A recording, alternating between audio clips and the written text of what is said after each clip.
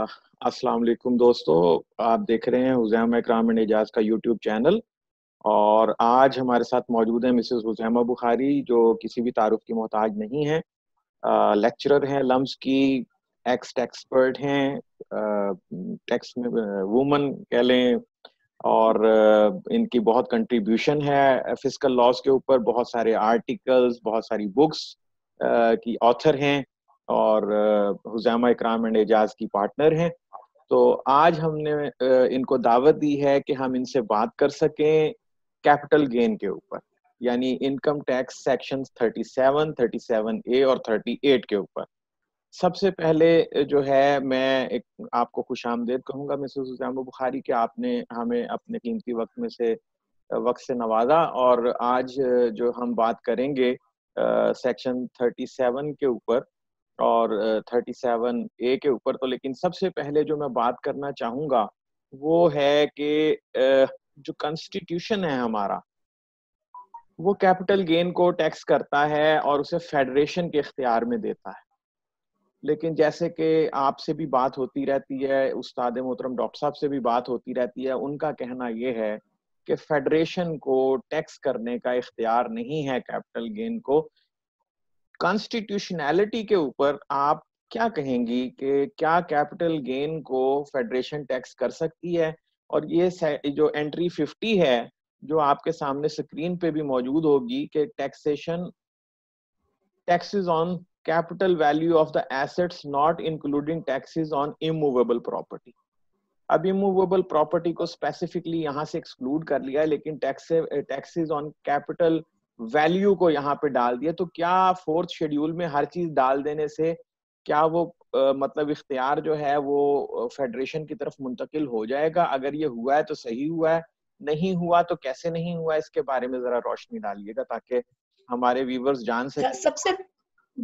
सबसे पहले तो एक चीज समझने की है कि फेडरेशन को कैपिटल गेन के ऊपर टैक्स लगाने से किसी ने नहीं रोका, कॉन्स्टिट्यूशन ने भी नहीं रोका।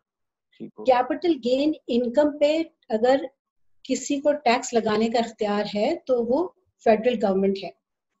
अब आ जाए कि कौन से वो एसेट्स हैं जिनके ऊपर टैक्स नहीं लग सकता। और आपने जो सेक्शन ये आइटम 50 का हवाला दिया है लेजिस्लेटिव लिस्ट 4 में से, इसमें पहले यानी 18वीं तरमीम से पहले पोजीशन ये थी कि क्लियरली लिखा हुआ है कि ये इसमें तब्दीली नहीं की कि taxes on the capital value, इसके ऊपर तब्दीली नहीं की। तब्दीली की है, क्या उड़ाया गया है, capital gain on immovable property.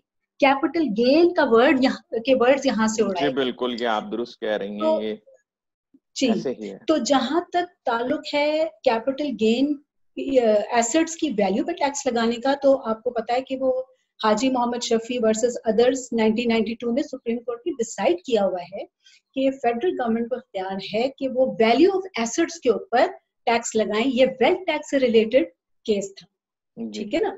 तो अगर टोटल इख्तियार ना होता तो सुप्रीम कोर्ट ये फाइंडिंग ना देती कि कैपिटल वैल्यू के ऊपर फेडरल गवर्नमेंट टैक्स लगा सकती है। मसला सारा जो क्रिएट हो रहा है वो है इमूवेबल प्रॉपर्टी का। जी सही है। अच्छा, इमूवेबल प्रॉपर्टी आईनी तौर पे सूबों का हक है, यानी अगर किसी को टैक्स लगाने का इख्तियार इमूवेबल प्रॉपर्टी पे है तो वो सूबों को है। अब इसमें समझने वाली जो बारीक बात है वो ये कि इमूवेबल प्रॉपर्टी पे टैक्स कब लगेगा? जब उसका सेल फरोख्त होगी, ठीक है, खरीदो फरोख्त होगी तब लगेगा, या उसकी जो जैसे प्रॉपर्टी टैक्स लगता है तो वो इमूवेबल प्रॉपर्टी पे लगता है। तो ये इख्तियार टोटल का टोटल सूबों को है। हुआ ये कि 18वीं तरमीम के बाद एफपीआर ने मिनिस्ट्री ऑफ लॉ से ये फाइंडिंग ले ली कि ये कैपिटल गेन्स के जो 2 वर्ड्स यहाँ से हटाए गए हैं, इसके बाद ये सारा इख्तियार कैपिटल गेन और on sale of immovable property पे लगाने का इख्तियार टोटल का टोटल फेडरल गवर्नमेंट के पास आ गया है। ये इन्होंने रूलिंग ले ली जो सरासर आइन के मुतरादिफ है। क्योंकि इमूवेबल प्रॉपर्टी पे जो भी टैक्स है, गेन टैक्स, एस्टेट ड्यूटी, जो भी, ये सारा सूबों पर लगाने का इख्तियार है। इसकी इनकम के ऊपर तो फेडरल गवर्नमेंट टैक्स लगा सकती है, लेकिन इसकी कैपिटल वैल्यू पे नहीं, यानी उसकी कैपिटल गेन पे नहीं लगा सकती थी। लेकिन कुछ इन्होंने जबरदस्ती रूलिंग ली और 37 सेक्शन में, 37(5) में, सबसेक्शन 5 में जाकर पहले जो था कि इमूवेबल प्रॉपर्टी पे ये टैक्स नहीं लगेगा, वो वर्ड्स वहां से इमूवेबल प्रॉपर्टी हटा दिया।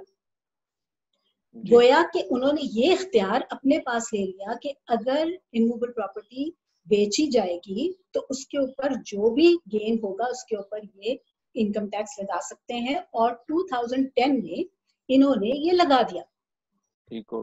तो अगर आइन के तौर पे आप जाते हैं तो ये सरासर एक लिहाज से सूबों की इख्तियार के ऊपर डाका है बाय द फेडरल गवर्नमेंट, और ये इनको लगाने का इख्तियार नहीं था, लेकिन उन्होंने जबरदस्ती अपने दिए। तो अभी कर लिया चूंकि ये इमूवेबल प्रॉपर्टीज को मुसलसल 37 में टैक्स भी किए जा रहे हैं, ओपन प्लॉट्स को भी कर रहे हैं, और जो है मकानात को भी कर रहे हैं, कंस्ट्रक्टेड प्रॉपर्टी को, तो क्या आप जी इमूवेबल प्रॉपर्टी का तो मकसद, इमूवेबल प्रॉपर्टी में बिल्डिंग्स, जमीनें, सब कुछ आ जाती है जी। तो आप क्या समझती हैं कि इन चीजों को फिर मतलब कॉन्स्टिट्यूशनल जो है वो फील्ड पे या प्लेग्राउंड, जो कॉन्स्टिट्यूशनल प्लेन है, उस पे इनको कोर्ट में चैलेंज होना चाहिए? बिल्कुल होना चाहिए था, बिल्कुल होना चाहिए। ठीक हो गया। अच्छा, और ये तो सूबों का, ये देखें, ये काम सूबों का है। आपको मैं आपके इत्तलान अर्ज ये भी है कि 2013 में जी पंजाब गवर्नमेंट ने बाकायदा प्रॉपर्टी की खरीदो फरोख्त के ऊपर एक पूरा एक्ट पास कर दिया। फाइनेंस एक्ट 2013 के तहत उन्होंने पूरा लॉ पास किया हुआ। ठीक हो गया। जिसके अंदर वो दर्जा बदर्जा, यानी कि वो सेल ऑफ इमूवेबल प्रॉपर्टी पे टैक्स लगाने का उन्होंने दिया हुआ है। अब देखिए, जहां पे कॉन्फ्लिक्ट आता है ना, वहां सूबों को चाहिए कि मामला सुप्रीम कोर्ट में रुजू करना जी, 184 और वहां से फैसला ले। जी, आर्टिकल 184 में जो सुप्रीम कोर्ट की ओरिजिनल जुरिस्डिक्शन, उनसे मतलब रुजू करें और अपनी ये सेटलमेंट करवाएं, क्योंकि ये बड़ा अजीब और गरीब सा इन्होंने कर दिया हुआ है, जिसके अंदर अब देखिए कॉन्फ्लिक्ट आ नहीं गया कि पंजाब गवर्नमेंट ने भी एक्ट पास कर दिया है और फेडरल गवर्नमेंट का इनकम टैक्स का भी ऑर्डिनेंस है जिसके अंदर ये है। अब वो जो कौन सा अब लगेगा इसके ऊपर, क्या पंजाब गवर्नमेंट वाला लगेगा या फेडरल वाला लगेगा? अजीब कंफ्यूजन क्रिएट करने वाली बात। ठीक हो गया। तो अब जबकि मैंने आपको पहले बता दिया है कि आईनी तौर पे इमूवेबल प्रॉपर्टी का जो भी इसके जो भी कैपिटल गेन होता है उसके ऊपर सूबों का हक है। अच्छा, अब ये हमारी जी अब हमारी कॉन्स्टिट्यूशन ये कहती है कि अगर फेडरेशन और प्रोविंस के दरमियान कोई कन्फ्लिक्ट आ जाए तो फेडरेशन का लॉ प्रिवेल करेगा। तो क्या उसके लिए फेडरेशन के पास उसकी पावर होना भी जरूरी है, या वो हर सूरत में ही प्रिवेल करेगा? ये तब होता था जब कॉन्करेंट लिस्ट थी। आपको याद है कि कॉन्करेंट लिस्ट होती जी, अब तो वो या फेडरेशन के पास है, वो तो कंफ्यूजन खत्म हो गई ना, खत्म हो गई है। लेकिन ये इस सूरत में भी तो जाहिर तो लगता है कि फेडरेशन ही पावरफुल है, लेकिन बहरहाल ये बड़ा, लेकिन उसके लिए उसके पास इख्तियार भी तो जो है वो मतलब अगर फोर्थ शेड्यूल के अंदर, जी फोर्थ शेड्यूल के अंदर उसके पास पावर होगी तो वो उस इख्तियार को इस्तेमाल करेगा ना, वरना तो जैसे आप फरमा रही हैं कि डाइग्रेशन है, जो है वो ट्रांसपासिंग कर रहा है, वो तो वो ट्रेसपासिंग कर रहा है, सॉरी ट्रेसपासिंग कर रहा है, तो वो ट्रेसपासिंग जो है वो उसको जो है वो फिर अलाउ तो नहीं होगी लीगली, तो इट्स इनकरेक्ट। जिस तरह अगर सूबों के इख्तियार में फेडरेशन दखल नहीं दे सकती, इसी तरह फेडरेशन के इख्तियार में सूबे दखल नहीं दे सकते। तो हर जो सूबा है वो उसके इख्तियार में अगर ये दखल देंगे तो टू दैट एक्सटेंट वो अल्ट्रा वायरस टू कॉन्स्टिट्यूशन हो जाएगा। होना चाहिए बिल्कुल। अब इस जो आइटम 50 है, ये इसके अंदर taxes on the value of the assets के बारे में बात हो रही है, गेन ऑन एसेट्स के बारे में बात नहीं हो रही। जी, अच्छा, अब एक चीज और बताइएगा जी, ये एक चीज और बताइएगा कि कैपिटल वैल्यू टैक्स में और कैपिटल गेन टैक्स में अक्सर लोग कंफ्यूज हो जाते हैं, ये फर्क क्या है? देखिए, बिल्कुल शुरू में कैपिटल वैल्यू टैक्स भी आपको याद होगा कि फेडरल गवर्नमेंट ने अपने पास रखा हुआ था, बिल्कुल ऐसे, और ये 18वीं तरमीम के बाद वो भी उन्होंने सूबों को दे दिया है। अब federal government capital value tax नहीं लगाती मां सिवाय फेडरल कैपिटल टेरिटरी के ऊपर, यानी इस्लामाबाद के एरिया में सिर्फ वहीं लगता है फेडरल गवर्नमेंट के तौर पे, लेकिन बाकी सब जगह पे सूबे ही लगाते हैं। तो एक तो कैपिटल वैल्यू टैक्स, वो जो एसेट की वैल्यू है उसके ऊपर एक मामूली सा टैक्स है। लेकिन जो गेन टैक्स है, गेन का मतलब ये है कि जब आप कोई भी इमूवेबल प्रॉपर्टी को फरोख्त करते हैं, उसके ऊपर जो भी आपको गेन आता है वो आपकी एक तरह से इनकम होती है, उस इनकम पे लगाने का इख्तियार उन्होंने अब एफबीआर को दे दिया।